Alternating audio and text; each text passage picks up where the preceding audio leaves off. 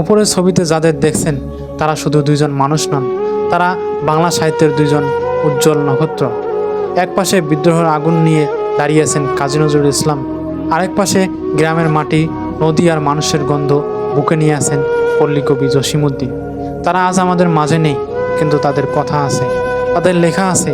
সময় বদলেছে, মানুষ বদলেছে, জীবনযাত্রা বদলেছে, কিন্তু অবাক করার মতো বিষয় হলো তাদের সেই সময়ের গল্প আর কথা আজও আমাদের জীবনের সাথে মিলে যায়।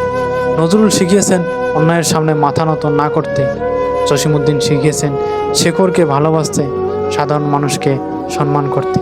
একজন আমাদের সাহস দেন, আরেকজন আমাদের দয়াবান করে দেন। এই ছবিটা শুধু স্মৃতি নয়, এটা মনে করিয়ে দেয় মানুষ চলে যায় কিন্তু তার আদর্শ থেকে যায়। তাই আজ যদি আমরা সত্য, সাহস আর মানবতার পথে চলি, তাহলে তারাই আমাদের মাঝে বেঁচে থাকবেন চিরকাল।